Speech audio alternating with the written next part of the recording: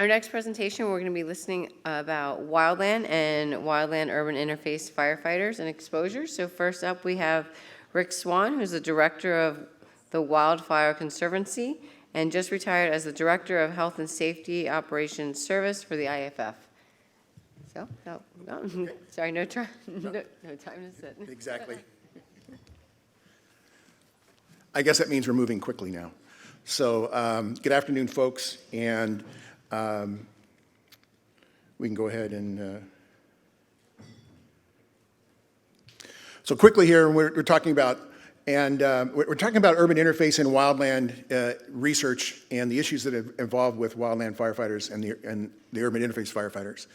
In 1973, America Burning was produced, and out of that America Burning, they came up with several priorities. Education, codes, and one of the big things through education was also research. And out of this whole America's Burning, we got the National Fire Academy, we got the United States Fire Administration, and we got the Center for Fire Research. So this is one of the big pieces that we had. And now after this, after the 1973, now you see this huge component of research coming forward for structural firefighters and the issues that are involving structural firefighters. It worked. It worked really well. 50 to 80% in reduction in losses, in economic losses, in injuries and deaths. So now, how does this relate to the urban interface and wildland? Well, over the last few years, we know that every year now is the worst year. I did this for 33 years, and we kept saying, oh, how's the fire season going to be? Well, it's going to be the 23rd worst annual fire season on record. And I mean, this is kind of what it's gone, and that's the way we've seen it over and over again. And so we're seeing more and more of these events happening, and they're happening in more and more places across the United States. We're not just seeing this out west. We're getting the brunt of it out west, but we're just seeing it all over the United States. We've seen it in New Jersey. We've seen it in Tennessee.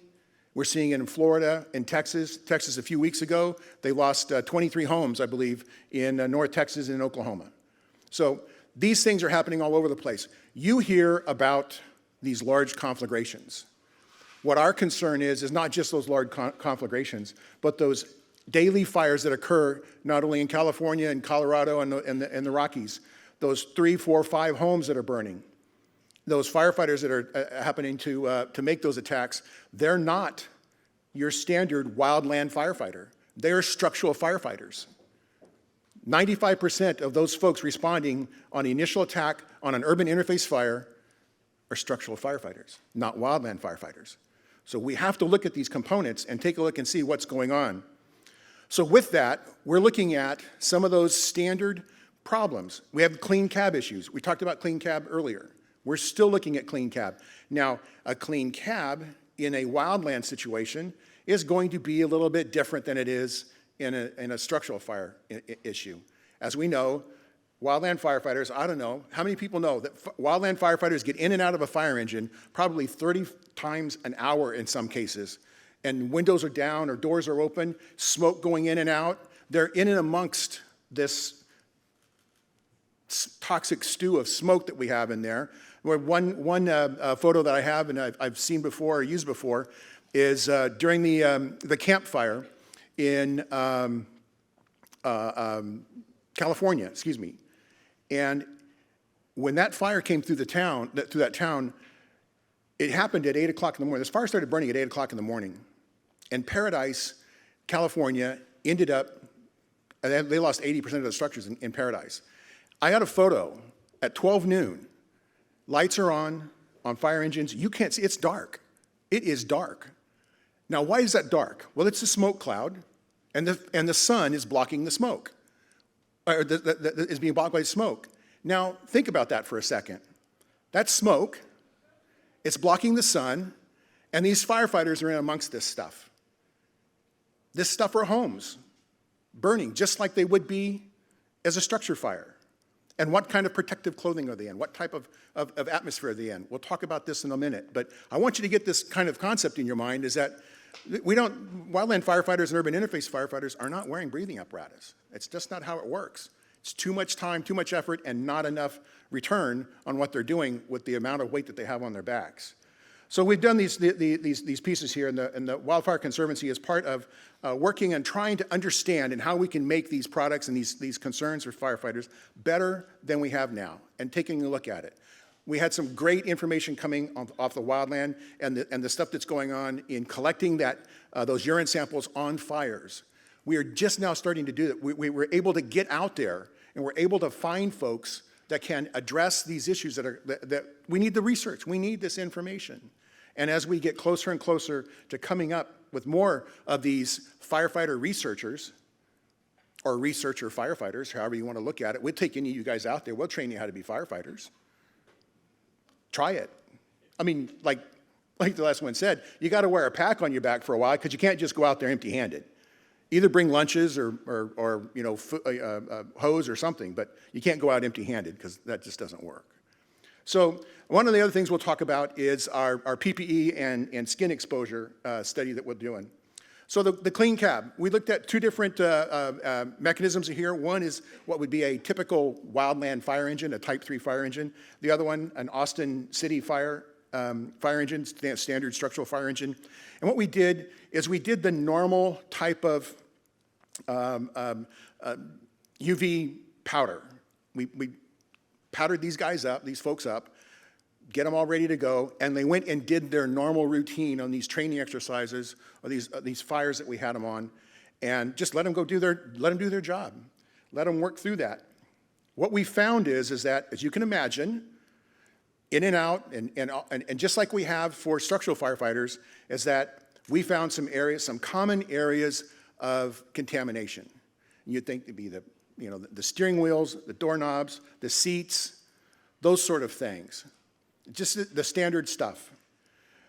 There's a big list. You don't have to take up there. These are all part of the program, so you'll be able to see those. But I'll just list all the different places where we found contamination and the ranking of the contamination. So the results is that we found is that through this whole process is on the air inside that fire engine is probably more contaminated and more and worse off than it is outside that fire engine. And why is that? Well, we tried to figure something out here. So we put up some PPE in a container, standard wildland PPE, and we burnt some material in there, some standard vegetation, pallets, some tar paper, PVC pipes, the things you'd find, that type of smoke contaminants that you'd find on a structure fire. And we blasted them in there, took them out, and we put them inside that fire engine. And then we have an air monitoring piece of equipment in there, and we let them go. We figured out what was going on. Well, real interesting is that when we put those things in, you could see that everything peaked. We turned the air conditioning on, it started moving that air around and moving some of that air out, and it started getting better.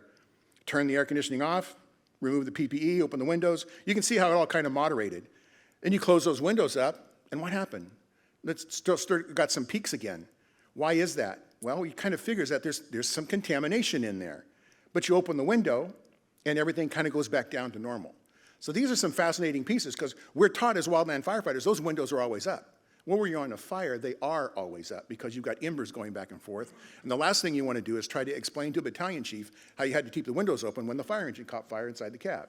That's not good paperwork to be filling out, I got to tell you.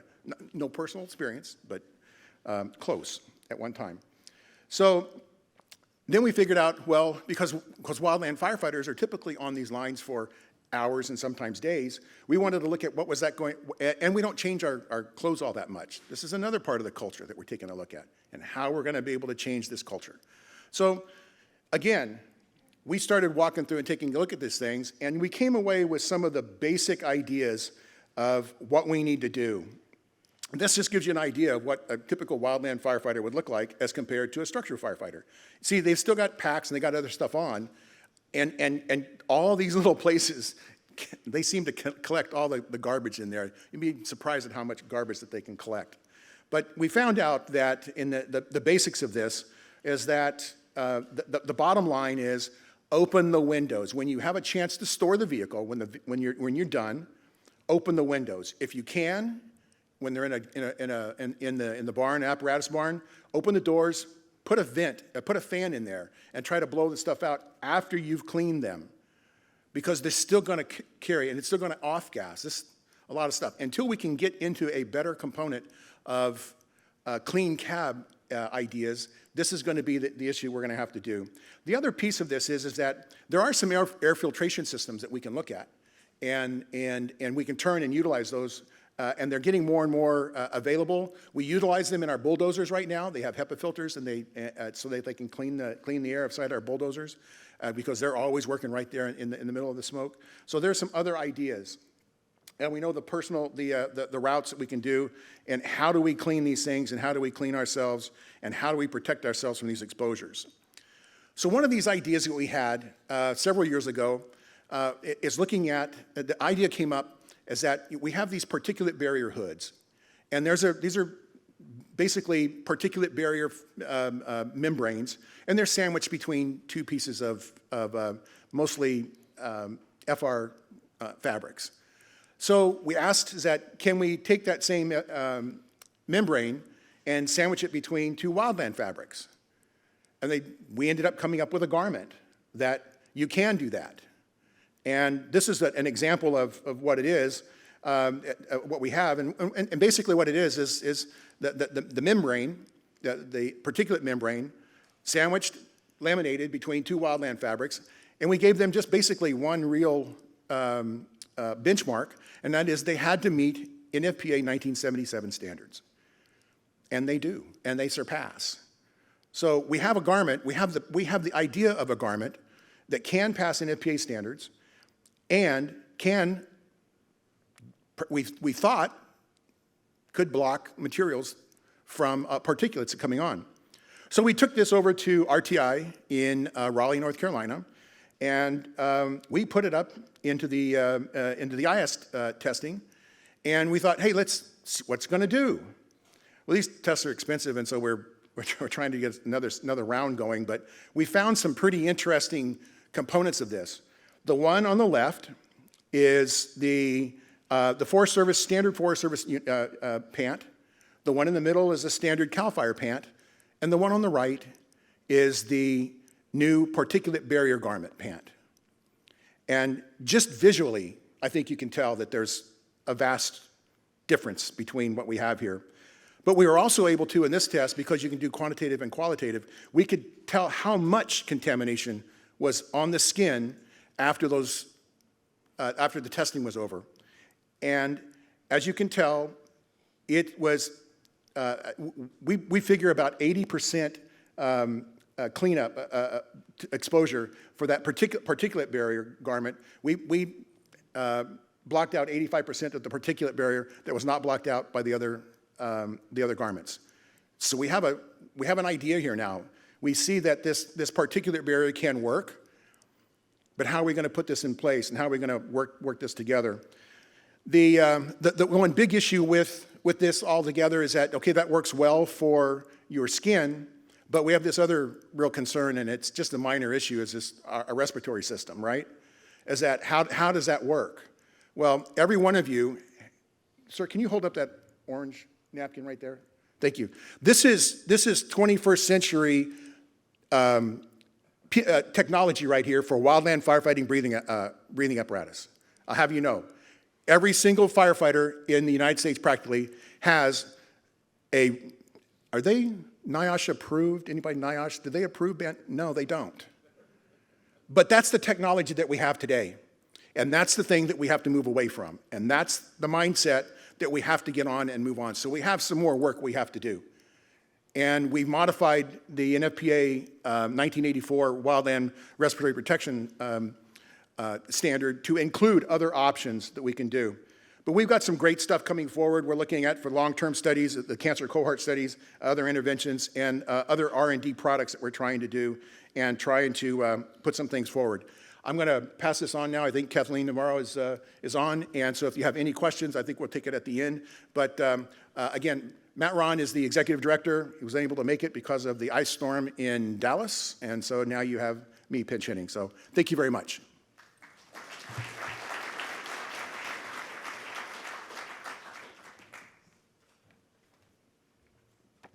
Thank you so much, and we really appreciate you stepping in due to inclement weather. So our next speaker, who is joining us via Zoom, is Dr. Kathleen Navarro, Senior Service Fellow with the Western States Division for Centers for Disease Control and Prevention and the National Institute for Occupational Safety and Health.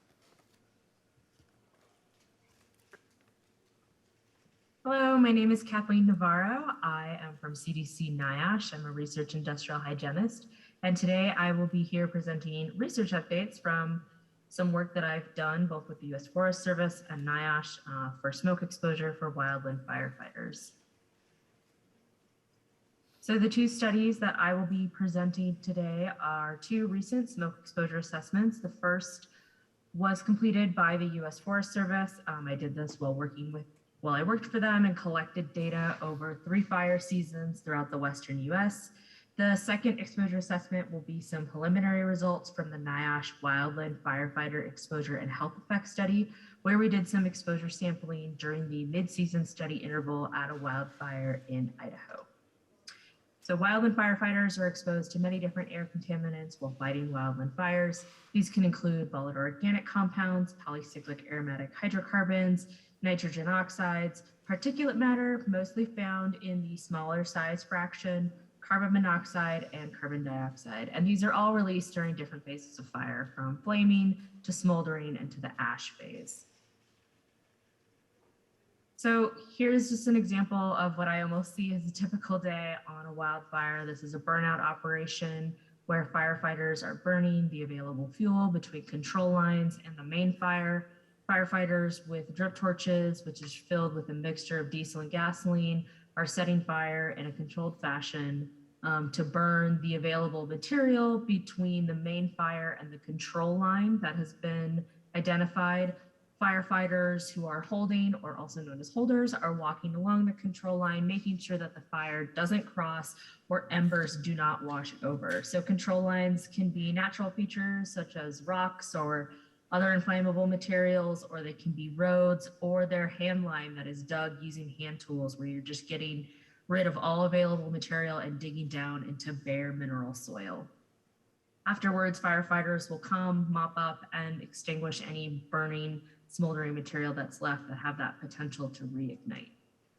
So the first project I'll be talking about today is a smoke exposure assessment that I assisted with while working for the U.S. Forest Service. This work was completed from 2015 to 17 and was a follow-up to an assessment by some original exposure assessment work that was completed by George Broyles from 2009 to 12. And this was to look at have exposures changed over time, looking at both crew type as well as job tasks. So both exposure assessments measured carbon monoxide and PM4.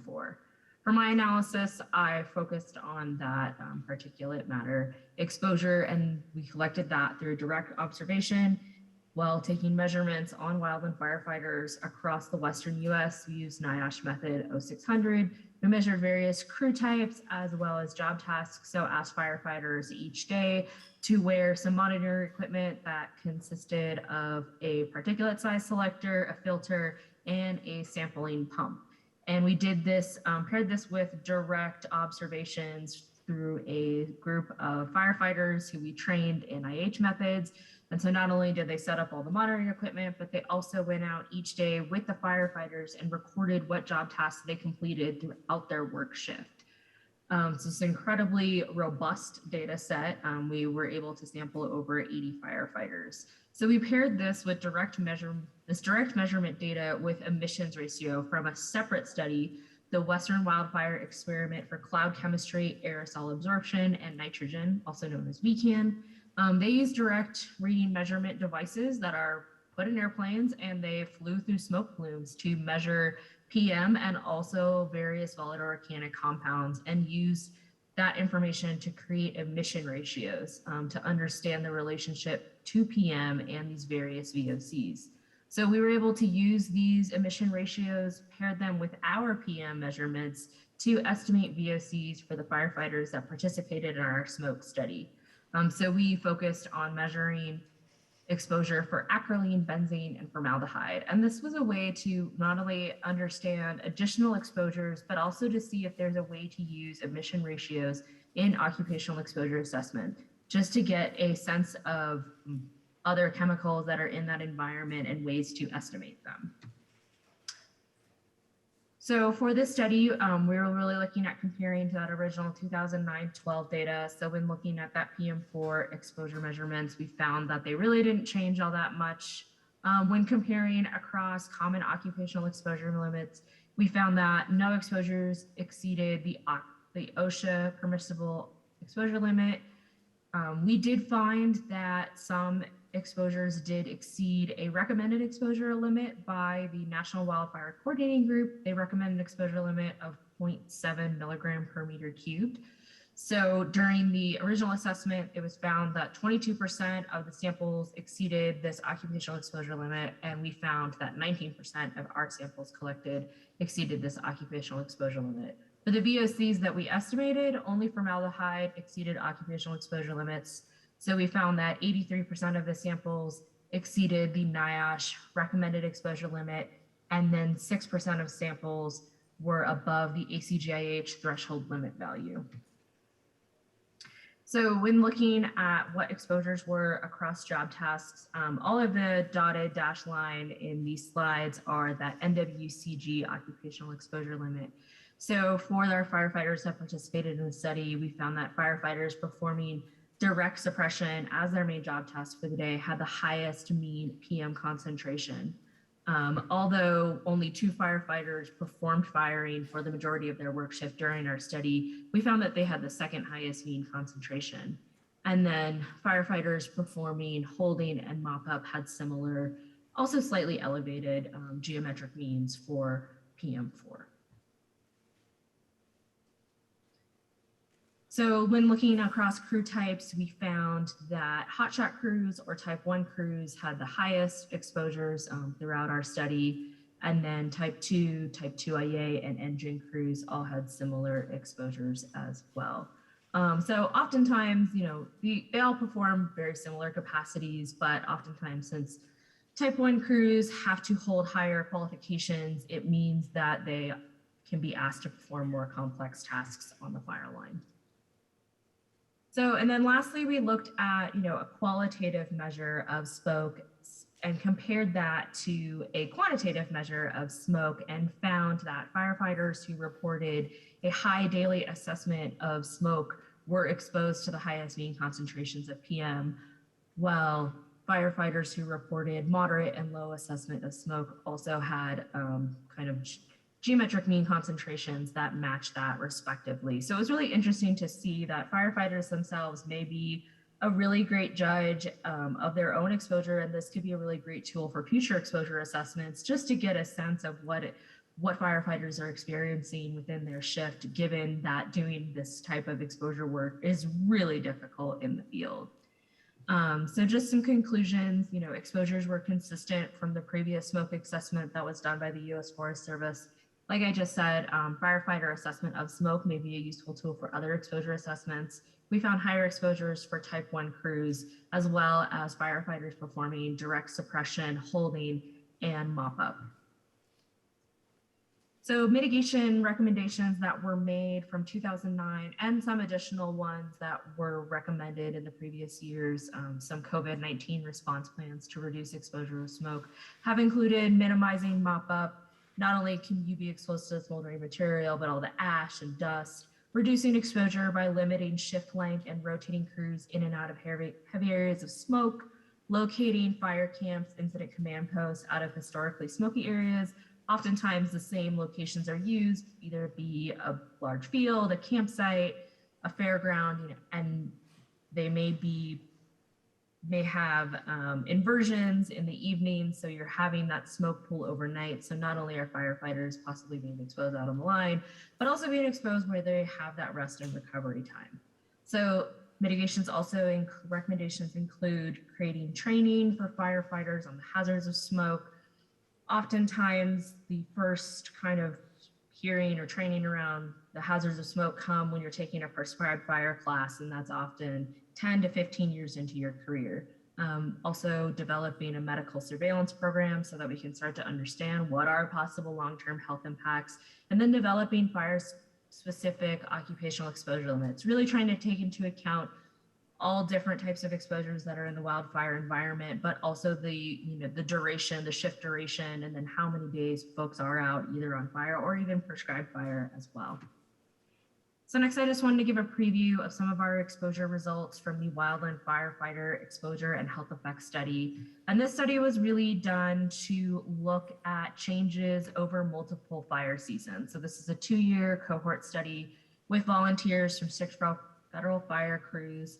And we are assessing changes in lung function, cardiovascular function, kidney function, as well as noise-induced hearing loss. And we interacted with crews 2 to 3 times per year during the 2018 and 2019 fire season. And during the 2019 fire season, we went out for a mid-season exposure assessment where we were able to do some personal air sampling for BTEX, so benzene, toluene, ethylbenzene, xylene, as well as aldehydes, including formaldehyde. We took urine and measured PAH metabolites, as well as levoglucosan, which is a wood smoke metabolite.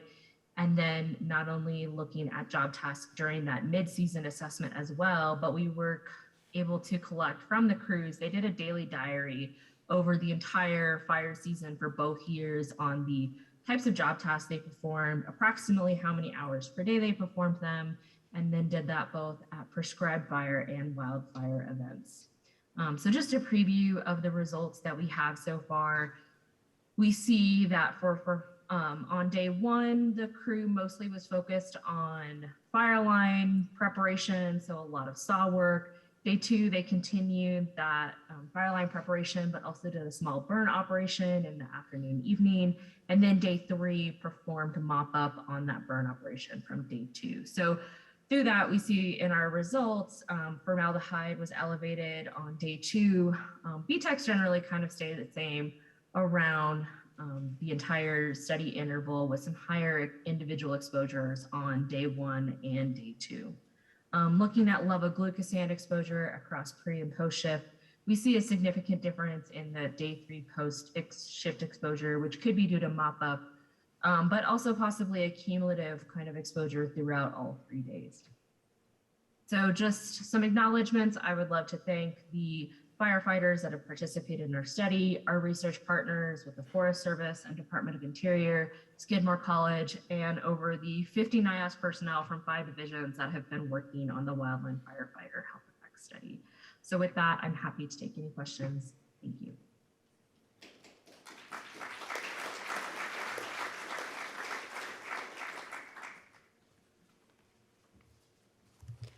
Great, thank you. Any questions for Dr. Navarro or Rick Swan?